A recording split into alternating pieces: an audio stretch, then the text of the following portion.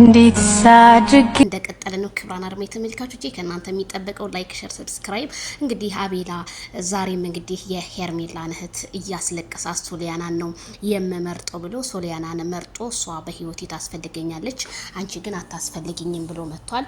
እና ባለፈው እንደዚህ የኔ ውዴ የኔ ፍቅር ምናምን ብለህ አበባ ስትሰጣት የነበረ እሱ ራሱ ውሸት ነው ማለት ነው። አቤላ እንዴት ታስለቅሳታለህ? ትናንትና ሄርሜላ እንደዛ ክፍት ብሏት ሁላችንም በጣም አዝነን ነበርና አንተ ደግሞ ይሄንን ነገር ማረግህ በጣም ተገቢ አይደለምና እንዴት ልታረገው ቻልክ? እኔ ጥያቄ ነው የፈጠረብኝ። ቤተሰብዬ እንዴት ተደርጎ የሰው ልጅ እውነት ምናለች እንጂ አትበጠስም ይባላል። ስለዚህ ማርትዬ ይሄ ማዘን መተከዝ ምናምን ሳይሆን በቃ አቤላ ውጭ ደግሞ እኮ ዝም እኮ ነው የሚለው። አቤት ልክ እንደ ማይክል ጃክሰን እንደው መቼስ ጥጥት እኮ ነው ያረጋት እንትኗን የማይክል ጃክሰንን መቼም ወንድም አይደል እንዴና ዜድዬ ስለ ሶሊያና ለምትሉ ነገር ሶሊያና ማለት ሩታ ናት። እኔ ሳያት ሶሊያና በቃ ልክ እንደ ሩታ ሪያክሽኗ ምናምን በቃ ሩታ ናትና የሆነ ማስመሰል ትችልበታለች። አቤላ ልንገር ይቺ ልጅ አትሆነም።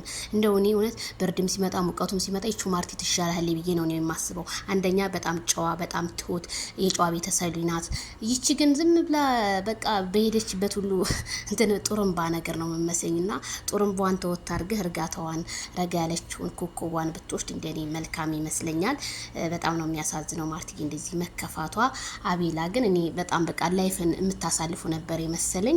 ሾርት ቪዲዮ ቲክቶክ ላይም ተለቋል፣ ሚዲያም ላይ ተለቋል። እየጨፈሩ በመኪና ውስጥ እያሻሻት ምናምን ብዙ ነገርና ያን የተፈጠረው ነገር ቤተሰብዬ። ስለዚህ ማርትዬ በቃ ሴት ልጅ ነሽ አትጎጂ፣ ራስሽን በቃ ማጠንከር ነው ያለብሽ። ምክንያቱም ከድሮም እሱ እንደዛ ጠጋ ያለሽ አቤላ ጠጋ ያለሽ እርግጠኛ ነኝ የሆነ እንትን ብሎሽ ነው። ወንዶች አንዳንዴ ስስ ልብ ነው ያላቸው ይባላልና ስስ ልቡን አሳይቶሽ ነበር። አሁን ደግሞ አይሆንም አለ። ያሳዝናል። አቤላዬ ግን